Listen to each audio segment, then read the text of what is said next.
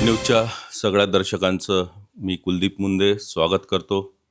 मित्रांनो, काटोल नगर परिषद निवडणूक 2025 आपण अनेक मुलाखती बघितल्यात, परंतु या संपूर्ण निवडणुकीवर एक प्रकाश टाकण्यासाठी आज आपण ज्यांची मुलाखत घेतो आहोत ते आहेत नरखेड काटोल मतदारसंघाचे आमदार चरणसिंग ठाकूर. सगळ्यात आधी साहेब मी स्वागत करतो. आपल्याला मुलाखतीला बाकी प्रश्नांना समोर जायच्या आधी मी एक वर्ष झालं आपल्याला, या 1 वर्षात आपली उपलब्धी काय? कारण आपण एक बोलला होता प्रचारादरम्यान की मला स्वप्नातलं काटोल तयार करायचं आहे, मला स्मार्ट सिटी करायची आहे. तर या 1 वर्षात काय काय पावलं उचललेत आपण? होय, नमस्कार.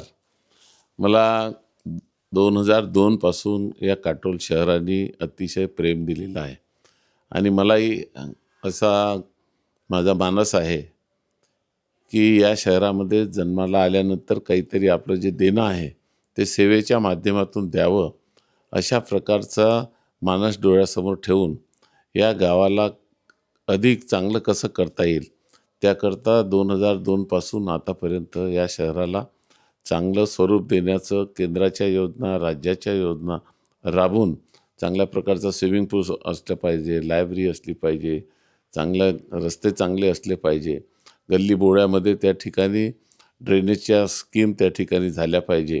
हे सगळं करत करत या शहराला एक नाव देण्याचं काम त्या ठिकाणी आतापर्यंत मी केलेलं आहे आणि अतिशय लोकांचंही त्या ठिकाणी प्रेम मला मिळालेलं आहे. त्या प्रेमाच्या भरोश्यावर आजपर्यंत या शहराचं स्वरूप बदलण्याचं काम त्या ठिकाणी केलेलं आहे. मला आता 2024मध्ये 2024च्या पहिले माझे अधिकार जे होते सीमित होते, परंतु आता मला त्या ठिकाणी सगळ्या बांधवांनी मोठ्या प्रेमानं त्या ठिकाणी 12,000ची लीड या काटोल शहरामधून देऊन मला विधानसभेमध्ये पाठवलं. तर माझी ही जबाबदारी बनते की या शहराला अधिक सुंदर करायचं, महाराष्ट्रातलं सुंदर शहर बनवण्याचं स्वप्न मी त्या ठिकाणी पाहिलेलं आहे. मुलांना चांगल्या प्रकारचं खेळाचं कॉम्प्लेक्स पाहिजे, त्याकरता मी आता लवकरच डोंगरगाव रस्त्यावर त्या ठिकाणी पॉवर हाऊसच्या बाजूला जी जमीन आहे, काही जमीन नगर परिषदेच्या मार्फत विकत घेण्यात आलेली आहे. बाकीची जी जमीन आहे त्या जमिनीवर वन विभागाकडून आता 2-4-8 दिवसामध्ये परवानगी मिळेल आणि एक 50-60 कोटी रुपयाचं चांगल्या पद्धतीचं क्रीडा संकुल सगळ्या मुलांना मुलींना त्या ठिकाणी सगळ्या प्रकारचे खेळ खेळण्याकरता हे क्रीडा संकुलाचं दालन त्या ठिकाणी उभं करणार आहे. त्याच पद्धतीने आपण पाहता की जाम नदीचं स्वरूप अतिशय चांगल्या प्रकारची मोठी नदी आपल्या गावामध्ये आहे. चक्रधर स्वामीचं मंदिर त्या बाजूला आहे आणि अशा परिस्थितीमध्ये त्याचं सौंदर्यीकरण सरोवर संवर्धनमधून त्या ठिकाणी केंद्राच्या माध्यमातून अमृत 2 या योजनेच्या मार्फत त्या ठिकाणी नदीचं सौंदर्यीकरण करून एक चौपाटी निर्माण करायची, जेणेकरून त्यामुळे या गावाच्या सौंदर्यामध्ये मोठी वाढ होणार आहे. आणि त्याच पद्धतीनं आमचं जे हनुमान तलाव आहे त्यालाही सौंदर्यीकरण त्या ठिकाणी करायचं. त्याच पद्धतीनं आमच्या शहराला वेगवेगळ्या पद्धतीचं उपक्रम त्या ठिकाणी राबवण्याकरता आबालवृद्धांना त्या ठिकाणी विरंगुळा केंद्र असो, आमच्या भगिनींना बसण्याकरता व्यायामाकरता वेगळं त्या ठिकाणी व्यायामशाळा असो, जिम असो, या सगळ्या व्यवस्था गावामध्ये चांगल्या पद्धतीनं निर्माण करण्याचं काम मला त्या ठिकाणी करायचं आहे. जी शक्ती जनतेने मला दिलेली आहे त्या शक्तीचा वापर माझ्या शहरातील सगळ्या कुटुंबियांना आनंदाचं वातावरण मिळेल असं काम मला त्या ठिकाणी करायचं आहे. आणि त्याकरता भारतीय जनता पार्टीने आमची कल्पना उमप ग्रॅज्युएट पोरगी आहे, चांगली आहे आणि घरामध्ये त्याचे यजमान जे आहेत समीर उमप चांगल्या पद्धतीचा काम करणारा कार्यकर्ता त्या ठिकाणी आहे. सकाळपासून संध्याकाळपर्यंत समाजाकरता झटणारा कार्यकर्ता आणि त्यांचं घरामधलं वातावरण हे समाजाला त्या ठिकाणी सेवा देणारं व्यक्तिमत्व असल्यामुळे निश्चितपणे त्याच्यासोबत असलेले आमचे 25 नगरसेवक आहे, यांनाही या शहरातील आबालवृद्धांनी, वडीलधाऱ्या बांधवांनी, भगिनींनी मोठ्या प्रमाणामध्ये भारतीय जनता पार्टीच्या कमळाचं चिन्हाचं बटन दाबावं अशा प्रकारची माझी विनंती राहणार आहे. कारण की जे कर्जाचं ओझं मतदानाच्या रूपानं त्यांनी माझ्या डोक्यावर ठेवलेलं आहे, त्याची परतफेड करण्याची हीच वेळ आहे. विरोधक येतील, जातील, बोलतील, वेगवेगळ्या पद्धतीनं सगळे आपापल्या सोयीचं राजकारण त्या ठिकाणी करतात. परंतु करण्याकरता यांच्याजवळ काहीच नाही आहे. आता तुम्ही पाहिलं 25 वर्ष झाले आपल्या भागामध्ये आमदार होते, काहीच करू शकले नाही या शहराकरता. काहीच एखादं मोठं काम त्या ठिकाणी उभं करू शकले नाही आणि करण्यासाठी भरपूर या ठिकाणी गावामध्ये हे आहे. आणि म्हणून आपले देवेंद्र फडणवीस साहेबांच्या नेतृत्वामध्ये हे जे सरकार आहे, हे सरकार काम करणारं सरकार आहे. त्यांनी महाराष्ट्र पुढे न्यायचा संकल्प त्या ठिकाणी केलेला आहे. आमचे चंद्रशेखरजी बावनकुळे साहेब आहेत, पालकमंत्री आहेत. 150 कोटीवरचा बजेट त्या ठिकाणी आता DPDCचा 1200 कोटीवर त्यांनी नेलेला आहे. तर सगळ्यांची धडपड आहे आणि त्या धडपडीमधून माझ्यासारख्याला जी शक्ती दिलेली आहे, ती शक्ती या शहराच्या चांगल्या कामी यावी. आमचं चंडिका मंदिराचं पुराणं मंदिर आहे, पुरातन कालीन आहे. त्याही बाजूची ते सिनेमा टाकीज विकत घेऊन आता त्या ठिकाणी चांगल्या प्रकारचं भक्तनिवास बांधून एक तीर्थाचं चांगलं प्राचीन मंदिराला त्या ठिकाणी चांगल्या प्रकारचं वातावरण त्या परिसरामध्ये मिळावं. सरस्वतीचं मंदिर आहे. आमचं चक्रधर स्वामीला आता मंदिराला 25 कोटी रुपयाचा निधी माननीय मुख्यमंत्र्यांनी मंजूर केलेला आहे. तो परिसर चांगला व्हावा. चांगल्या प्रकारच्या शिक्षणाच्या सोयी या कॉन्व्हेंटमध्येही त्या ठिकाणी मॅट्रिकपर्यंत कशा पद्धतीनं इंग्रजीचं शिक्षण माफक दरामध्ये त्या ठिकाणी गरिबांना देता येईल, याहीबद्दल माझा त्या ठिकाणी प्रयत्न राहणार आहे. अनेक गावामधले उपक्रम आहेत. चांगले बगीचे असले पाहिजे, चांगल्या पद्धतीचं सगळं वातावरण या शहरामध्ये राहावं, त्याकरता मी निश्चितपणे प्रयत्नशील आहेत. काही बांधवांचं या ठिकाणी खूप मोठा प्रश्न आमच्या गावामध्ये लीज धारकाचा होता, काही पट्टेधारकांचा होता.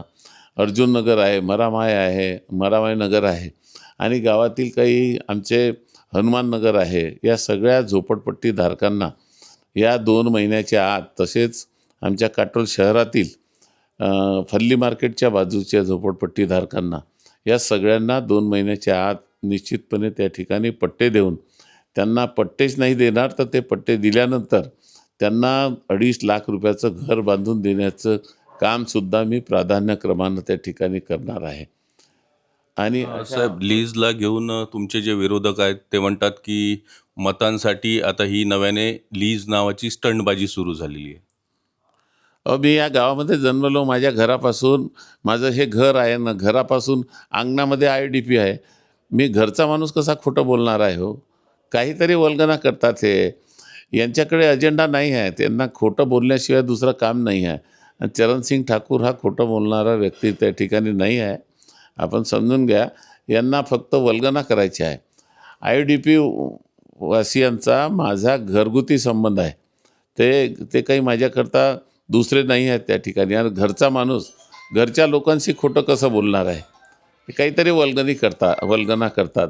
आणि माननीय मुख्यमंत्र्यांनी बोलले आहे की काटोल शहरासाठी IDP स्कीममध्ये, त्या कायद्यामध्ये, तरतुदीमध्ये सुधारणा करून यांना मालकी पट्टे देण्याबाबत शासन निर्णय करेल. मग याच्यापेक्षा अधिक काय त्यांना त्या ठिकाणी पाहिजे? तसंच तार बाजारातील आमचे जे बांधव आहेत, अनेक 100 वर्षापासूनची त्यांची लीज आहे. आता लीज कित्येक दिवसापासून त्या ठेवायची आणि पुन्हा मग त्याचं दर 30 वर्षानं त्या ठिकाणी त्याला रिन्युअल करत जा, हेलपाट्या मारत जा, हा त्रास आहे. आणि या त्रासापासून आता मुक्त करण्याकरता तारबाजार असो, आमची धंतोली असो, सगळ्या भागातल्या लोकांना मालकी पट्टा दिल्याशिवाय हा चरणसिंग ठाकूर स्वस्थ बसणार नाही, हे मी नमूद करू इच्छितो. आणि जनतेला माझ्या बोलण्यावर विश्वास आहे, कारण की मी जे बोलतो ते करण्याचा माझा संकल्प राहते आणि ते कोणत्याही स्तरावर जाऊन तो काम करण्याची माझी त्या ठिकाणी सचोटी आतापर्यंतची राहिलेली आहे आणि ती पुढं राहणार आहे. आणि अनेक इच्छुक होते या निवडणुकीमध्ये. आपण बघितलं असेल, भारतीय जनता पक्षाचं नगराध्यक्ष पदाचं उमेदवारी त्यांना मिळावी, पण आपण उमक यांना निवडलं. काय वाटतं आपल्याला, किती विश्वास आहे की ते सुद्धा या नगरीचा विकास करतील? नाही, भारतीय जनता पार्टीमध्ये उमेदवार मागण्याकरता पुष्कळसे लोक होते. आता समीर उमप जुना कार्यकर्ता होता, तो जिल्हा परिषदेला येनवा सर्कलमध्ये होता. माननीय मुख्यमंत्र्यांनी त्याचा प्रवेश घेताना त्या ठिकाणी सांगितलं होतं की तुला आम्ही या शहरामध्ये OBCचं आरक्षण आलं तर मग तुझा निश्चितपणे विचार करू. आणि म्हणूनच दिलेला शब्द पाळावा अशा प्रकारचं आमच्या भारतीय जनता पार्टीचं धोरण आहे. आणि म्हणून कोणी वल्गना करत होतं या ठिकाणी, गावामध्ये अपप्रचार करत होते. चरणसिंग ठाकूरची पत्नी या ठिकाणी OBC समाजाची आहे तर ते त्यालाच उभं करतील. परंतु अशा पद्धतीनं राजकारण चालत नाही. मला माहीत आहे की आम्ही ज्यांच्या भरोश्यावर राजकारणामध्ये आहोत त्या बहुजन समाजाला त्या ठिकाणी डावलण्याचा काही विषय त्या ठिकाणी येत नाही. आणि म्हणून मी अगोदरच सांगितलं होतं की समीर उमप नाही आहे तर त्यांची पत्नी आहे, ती ग्रॅज्युएट आहे, चांगल्या प्रकारची शिक्षित आहे आणि तिला त्या ठिकाणी उमेदवारी द्यावी. आता माझे लहानपणापासूनचे संबंधी दिनेश ठाकरे आहेत, त्यांनीही आपल्या पत्नीसाठी त्या ठिकाणी उमेदवारीची मागणी केलेली होती. आमचे डेहनकर साहेब आहेत, त्यांच्या सुनेकरताही त्या ठिकाणी मागणी होती. परंतु आता शेवटी निर्णय पक्ष घेते आणि पक्षाने निर्णय घेतल्यानंतर आमची सगळी मंडळी त्या ठिकाणी मग एकदा निर्णय झाला की मग त्याच्या मागं राहावं अशा प्रकारचं भारतीय जनता पार्टीचा नियम आहे. आणि त्या नियमानुसार सगळी मंडळी आता कामाला लागलेली आहे. आणि निश्चितपणे मला विश्वास आहे की या काटोलकर जनता ही 2 तारखेला या शहराच्या विकासाकरता, या शहराला पुढं नेण्याकरता, या शहराच्या सगळ्या ज्या व्यवस्था आहेत त्या चांगल्या पद्धतीनं त्या ठिकाणी अधिक जोमानं त्या ठिकाणी केंद्राचा, राज्य शासनाचा निधी, DPDCचा निधी आणून या शहराला अतिशय सुंदर बनवण्याकरता मी कटिबद्ध आहे. आणि त्या विचाराला निश्चितच त्या ठिकाणी 2 तारखेला मतदान करून या भारतीय जनता पार्टीचा झेंडा काटोल नगर परिषदेवर फडकणार याच्याबद्दल माझ्या मनामध्ये कुठेही शंका नाही. साहेब, नेहमी आपण निवडणुकीमध्ये बघतो, निवडणुकीच्या प्रचारामध्ये तुमचे विरोधक आणि तुमच्यामध्ये अतिशय खालच्या दर्जाचं बोललं जातं, राजकारण होतं, शिवीगाळ पण बरेच वेळेला होते. यावेळेला असं काहीच दिसत नाही. म्हणजे तुमच्यावर कुठलाही विरोधक आज बोलताना दिसत नाही. काय कारण काय? लोक म्हणतात काहीतरी सेटिंग आहे. काय वाटतं तुम्हाला? नाही, बोलण्याचं माझं काम आहे. मी काम करत राहतो. मी मी आमदार नव्हतो तेव्हाही मी काम करत होतो. मी 100-150 कोटी रुपये या गावामध्ये आणलेले आहेत. नाही, माझं काम मी जन्मालाच माझ्या आईवडिलांनी याच्याकरता घातलेलं आहे की सेवा कर, प्रामाणिकपणे कर. जोपर्यंत आहे तोपर्यंत कर. थकला तर थांबून जा. मी तोपर्यंत थांबणार नाही आहे. मला त्याची चिंता नाही आहे. कोण काय बोलते मी त्याच्यावर हे करत नाही आणि मी कॉमेंटही करत नाही. मी त्याचा विचार करत नाही. मला उद्या काय करायचं आहे गावाकरता, मला उद्या क्षेत्राकरता काय करायचं आहे याचाच विचार माझ्या मनामध्ये असतो. आणि सकाळी उठलो की मग ते कामाला मी लागतो आणि त्याच्यामुळे मला यशही येते. परमेश्वरानं मला तितकी शक्ती दिलेली आहे आणि तितका आशीर्वाद सगळ्या जनता जनार्दनाचा माझ्या पाठीशी आहे. मी जे काम हाती घेतो ते काम झाल्याशिवाय राहत नाही. आतापर्यंतचा माझा अनुभव आहे आणि पुढेही हा क्रम असाच राहणार आहे. माझे बेरोजगार बांधव आहेत त्यांच्याकरता आता शेतीमालावर प्रक्रिया करणारा एक कारखानाही या ठिकाणी मंजूर झालेला आहे. आता अधिक पुढं काही पुष्कळ मला करायचं आहे. माझं ड्रायझोन आहे या निर्वाचन क्षेत्रामध्ये, ते ड्रायझोनही मला कमी करायचं आहे. त्या ठिकाणी सिंचनाच्या मोठ्या सोयी या ठिकाणी करायच्या आहे. शेतीला 2 वेळचं पाणी मिळावं ते काम मला करायचं आहे. या शहरामध्ये आता कोणी सकाळी उठते, कोणी दुपारी उठते, कोणी संध्याकाळी उठते आणि नळ येते जाते. ही प्रक्रियासुद्धा मी पुढच्या काळामध्ये बंद करायचा निश्चय केलेला आहे. आणि 24/7 योजना या शहरामध्ये राबवण्याचा आता लवकरच त्याचा प्रारूप तयार करण्याचं मी अधिकाऱ्यांना सूचित केलेलं आहे. आणि त्याच्या माध्यमातून शहरातील सगळ्या नागरिकांना 24/7 रात्रंदिवस टोटी उघडा आणि पाणी घ्या अशा प्रकारची योजनेची सुरुवात या गावामध्ये मी करणार आहे. एक असमंजसाचं वातावरण आहे की जर नगर परिषदमध्ये कोणी निवडून सुद्धा आलं त्याच्यानंतरही आरक्षणाची टांगती तलवार त्याच्यावर असेल. त्यांना जर कोर्टाचा निर्णय त्यांच्या विपरीत गेला तर त्यांना त्यांचे पदं गमावावे लागतील, असं पण एक चर्चा आहे. नाही, पदं कशाला गमवावं लागतील? कोर्टाचा निर्णय आहे. न्यायालयाच्या निर्णयासमोर कोणी जाऊ शकत नाही. आणि त्याच्यामध्ये काही कोर्टाने आदेश केले तर पुन्हा निवडणुका होतील, पुन्हा भारतीय जनता पार्टी लढेल, पुन्हा निवडून येऊ, कामं करू. त्याच्यामध्ये काय आहे, कोर्टाचं काम कोर्ट करेल, त्याच्यावर मी बोलणार नाही. परंतु निवडणुका येतील जातील. पहिलेही निवडणुका झाल्या, पहिलेही जिल्हा परिषदच्या निवडणुका फेरनिवडणुका झाल्या. त्याच्यामध्ये जिल्हा परिषदेमध्ये आमची पुष्कळशी मंडळी निवडून आली. तर ते काम नाही, आमचं काम आहे लोकांना सेवा देणं. ते निवडणुका येतील जातील त्याचा माझा काही संबंध नाही आहे. परंतु आमचा विश्वास जनतेवर आहे आणि जनतेचा विश्वास आमच्यावर आहे. साहेब, अंतिम प्रश्न करतो. तुमचा नगराध्यक्ष समजा निवडून आला तर सगळ्यात पहिलं कुठलं काम करण्याचा आदेश तुम्ही तुमच्या नगराध्यक्षाला द्याल? आदेश देण्याचं काम मी करत नाही, सगळे मिळून आम्ही काम करतो. आदेश देणारा मी काही आणि मी ठरवलेलं आहे आता.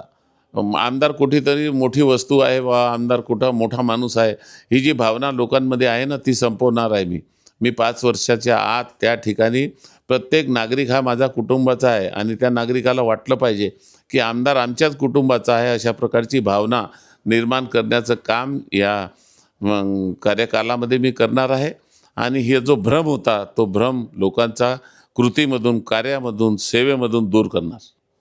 तुमच्या मतदारांना काय निवेदन कराल तुम्ही स्पीड न्यूजच्या माध्यमातून?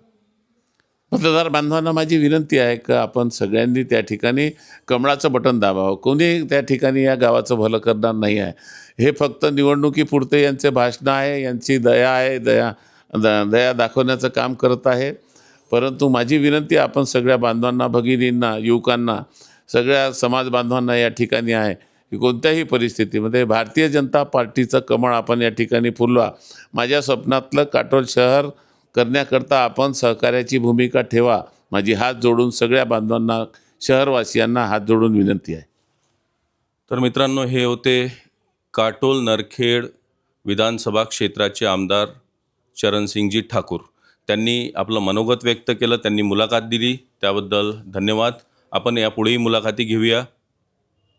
नमस्कार.